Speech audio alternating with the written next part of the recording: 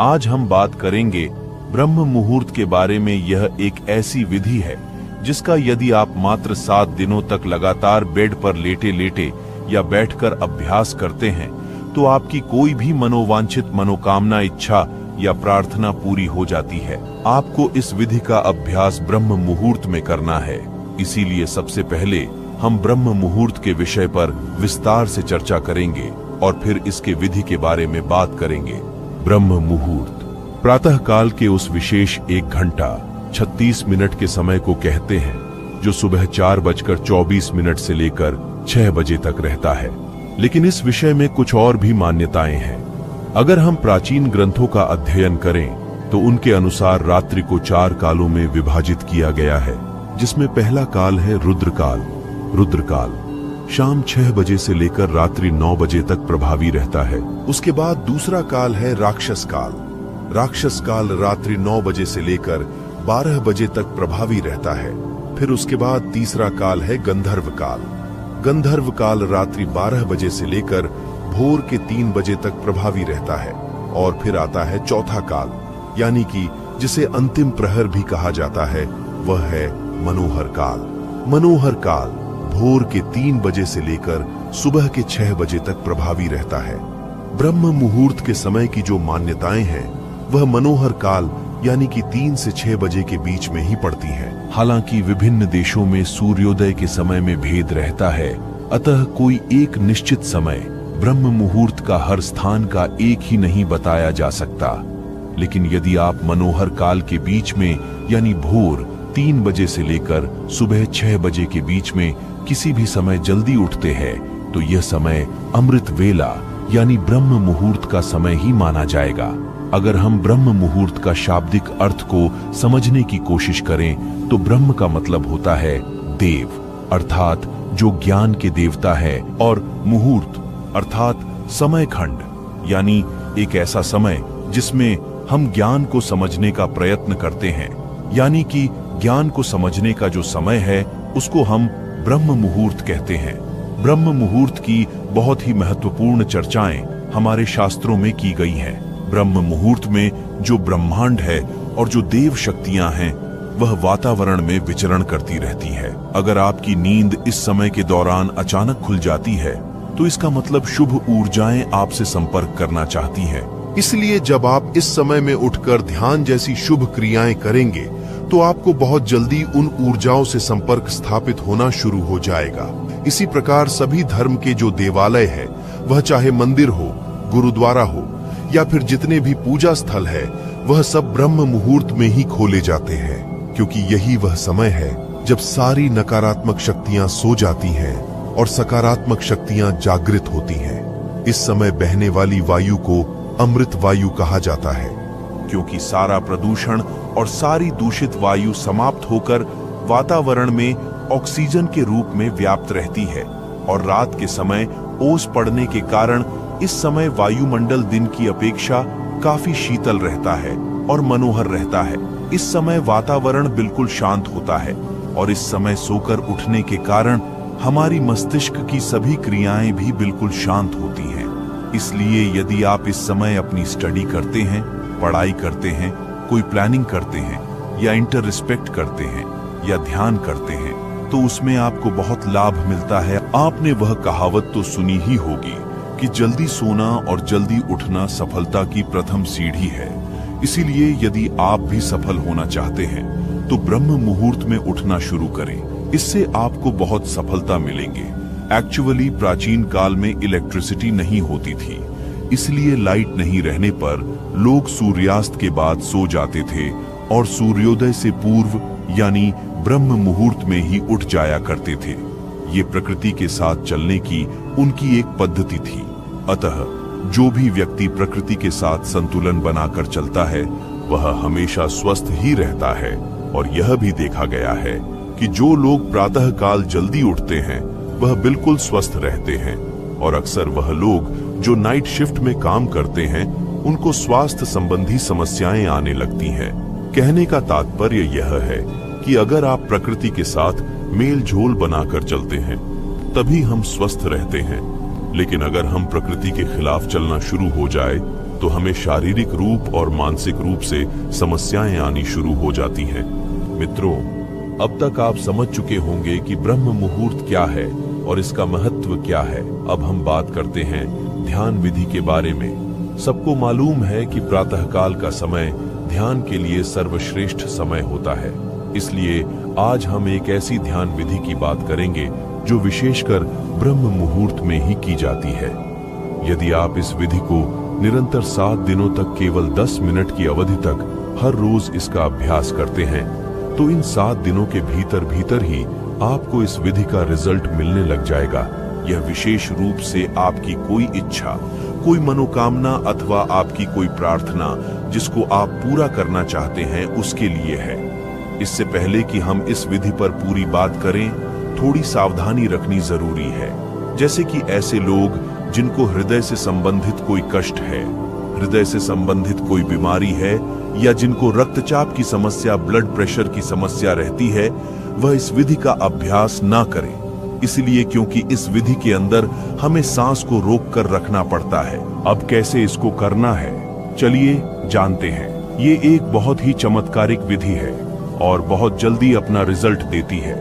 इसका कारण है कि इस विधि में हम अपना ध्यान अपने आज्ञा चक्र पर स्थित रखते हैं और आज्ञा चक्र हमारा एक ऐसा चक्र है जो हमारे संकल्प का स्थान है। अगर हम इस चक्र पर केंद्रित होकर कोई प्रार्थना करते हैं, कोई संकल्प को दोहराते हैं, तो वह संकल्प या प्रार्थना बहुत जल्द पूरी हो जाती है, क्योंकि इस चक्र का कार्य क्षेत्र ही यही है। इसे हम संकल्प चक्र भी बोलते हैं। वह इसलिए क्योंकि इस चक्र पर ध्यान लगाने से हमारे संकल्प पूरे होते हैं। जैसे कि अगर हम कोई आज्ञा करें तो वह आज्ञा पूरी हो जाती है।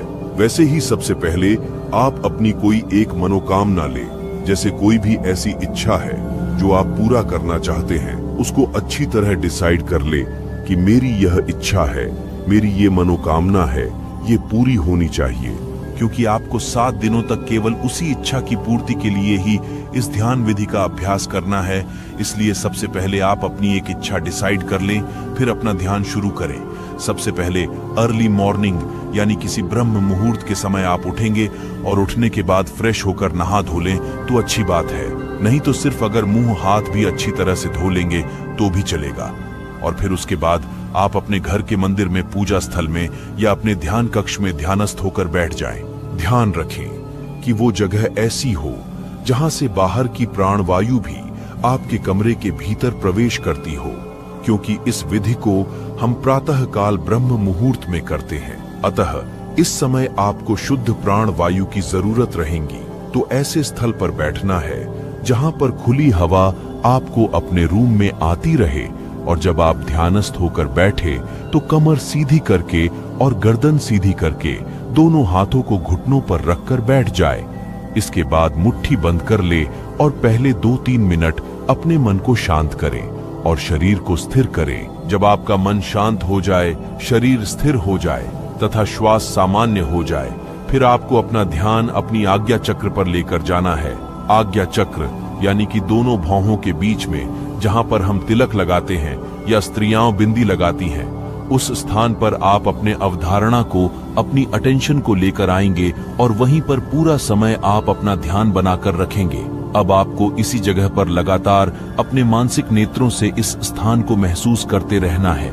जब आप अपने मानसिक नेत्रों से इस स्थान को महसूस करते रहेंगे तो अपना ध्यान यहाँ पर बनाए रखेंगे। फिर आप एक लंबी गहरी सांस भरेंगे और लंबी गहरी सांस भरकर उसको अंदर ही रोक कर रखेंगे। जब आप अपनी सांस को अंदर भरकर रोक लेंगे और उस दौरान आपका ध्यान भी आज्ञा चक्र पर टिका रहेगा, उस समय आप अपने इष्ट देवी देवता या गुरु का चित्र अपने आज्ञा चक्र पर देखेंगे और अपने इष्ट देवी देवता या गुरु का चित्र अपने आज्ञा चक्र पर देखते हुए और सांस को अंदर रोक कर रखते हुए आप प्रार्थना या संकल्प करेंगे या अपनी इच्छा को दोहराएंगे।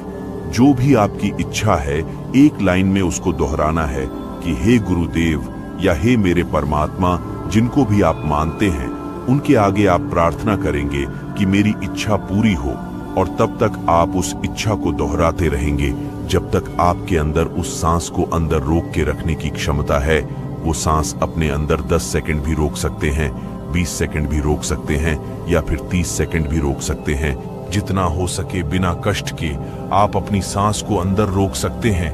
इसके बाद ध्यान आज्ञा चक्र पर बनाए रखेंगे और अपने मन की आंखों से अपने इष्ट देवी देवता या गुरु का स्मरण करते रहेंगे और बार बार अपनी इच्छा को रिपीट करते रहेंगे तब तक जब तक कि आपकी सांस अंदर रुकी हुई है। जब आपको लगे कि इससे ज्यादा आप अपने सांस को अंदर नहीं रोक सकते हैं तो फिर धीरे से मुंह से सांस को बाहर निकाल देंगे। याद रखें कि आपको अपनी सांसों को नाक से भरना है और बाहर मुख से निकालना है। इस तरह यह एक चक्र हुआ। फिर आप 15 या 20 सेकंड तक थोड़ा सा रेस्ट करेंगे और सामान्य स्थिति में बैठे रहेंगे। रेस्ट के बाद तुरंत दूसरा चक्र शुरू करना है, यानी कि फिर से एक लंबी गहरी सांस भरना है, सांस को अंदर ही रखना है। फिर अपने ध्यान को आज्ञा चक्र पर टिकाना है। इसके बाद अपने मन में इष्ट देवी देवता अथवा अपने गुरु का चित्र निहारना है और इन सभी चीजों के साथ दोबारा अपनी प्रार्थना को फिर से रिपीट करना है। अपने संकल्प को, अपनी इच्छा को फिर से दोहराएंगे और तब तक दोहराते रहेंगे जितनी देर आपकी सांस अंदर रुकी रहेंगी। और जब आपको लगे कि इससे ज्यादा आप सांस को नहीं रोक सकते तो श्वास को मुंह से बाहर निकाल दे और फिर कुछ सेकंड तक रेस्ट करेगा। इस तरह ये 2 चक्र हुआ। ऐसे आपको लगातार बीच में रुक रुक कर कुछ सेकंड रेस्ट करते करते अपनी इच्छा को बार बार आपको दोहराते जाना है और लगभग 10 मिनट तक आपको ऐसा 7 दिनों तक हर रोज करना है, क्योंकि यह एक पूरी विधि है। इसलिए आपको 7 दिनों तक सच्चे मन से इसे पूरा करना ही करना है, तभी आपकी सारी इच्छाएं पूरी हो सकती हैं। अगर आपने बीच में मिस कर दिया या छोड़ दिया तो आपकी मनोकामनाएं पूरी होने की संभावना कम है। आखिरकार ऐसा क्यों होता है और इस विधि की साइंस क्या है? पहली बात, हमारा आज्ञा चक्र, जैसे मैंने आपको पहले भी बताया है, ये हमारा संकल्प का स्थान है, ये हमारा आज्ञा का स्थान है, तभी इसका नाम आज्ञा चक्र पड़ा है। इसलिए जब हम इस स्थान पर आकर कोई आज्ञा करते हैं, कोई प्रार्थना करते हैं या फिर कोई संकल्प करते हैं तो वह आज्ञा, वह संकल्प, वह प्रार्थना पूर्ण हो जाती है। हम जो भी आज्ञा चक्र पर केंद्रित होकर कोई ऐसी चीज की डिमांड करते हैं तो वह डिमांड पूरी हो जाती है, क्योंकि यह इच्छा पूर्ति का स्थान है। और दूसरी बात, जब हम इस प्रकार से सांस को अंदर रोकते हैं तो क्या होता है, इससे हमारी पूरी बॉडी में एक इमरजेंसी की सिचुएशन आ जाती है। जब हम इतनी देर तक सांस को रोकते हैं तो क्या होता है, हमारा दिमाग रुक जाता है, हमारे विचार रुक जाते हैं। ऐसा क्यों होता है? ऐसा इसलिए होता है क्योंकि अब आपके पास लग्जरी नहीं है आराम से विचार करने की। इसीलिए जब आप अपना सारा ध्यान अगर किसी एक चीज को चुनकर लगाएंगे तो उसी स्थान पर आपका ध्यान लगा रहेगा, यानी कि आपका मन पहले से ज्यादा एकाग्र हो जाएगा। तो जब आप सांस को भरकर रोकते हैं तो यह दूसरी महत्वपूर्ण चीज है। और तीसरी बात यह है कि जब आप इस प्रकार एकाग्र हो जाते हैं और बार बार अपनी मनोकामना को रिपीट करते हैं तो क्या होता है, इससे धीरे धीरे आपकी वह इच्छा आपके चेतन मन से अवचेतन मन में चली जाती है। यानी वह इच्छा 1 दिन बाद, 2 दिन बाद या 3 दिन बाद जो विचार आप बार बार दोहरा रहे हैं वह आपके अवचेतन मन में जाना शुरू हो जाता है, जो हमारे मन का गहरा तल है। और अगर आप किसी विचार को अपने अवचेतन मन में, यानी कि अपने सब कॉन्शियस माइंड में उतार देते हैं तो लॉ ऑफ अट्रैक्शन के अनुसार वह इच्छा आपकी पूरी हो जाती है। यही इसकी साइंस है। इसमें तीनों चीजें विशेष रूप से कार्य करती हैं। पहला, आज्ञा चक्र, क्योंकि यह आज्ञा का स्थान है इसीलिए हमारी आज्ञा को पूरी करता है। दूसरा, सांस जब अपने अंदर रोक कर रखते हैं तो शरीर में इमरजेंसी की स्थिति हो जाती है, जिससे आप फालतू के विचार करने से बच पाते हैं और आपका मन एकदम से एकाग्र हो जाता है। तीसरी चीज, जब आप अपने अवचेतन मन को खोल रहे होते हैं तब आपकी जो इच्छा है वह आपके अवचेतन मन में चली जाती है, जिससे उस इच्छा पूर्ति के द्वार खुलने शुरू हो जाते हैं। और एक और जो सबसे महत्वपूर्ण बात है वह आप इस विधि को ब्रह्म मुहूर्त के समय में कर रहे हैं। ब्रह्म मुहूर्त का समय की जो विशेषता है वह मैंने शुरू में ही आपको डिटेल में बता दिया है कि अगर हम कोई विधि ब्रह्म मुहूर्त के समय में करते हैं, यानी प्रातः काल में करते हैं, तो ये समय देवताओं का समय है, परमात्मा का समय है। अतः इस समय में आप अपने शुद्ध मन से कोई भी प्रार्थना करते हैं तो वह प्रार्थना आपकी जरूर सुनी जाती है।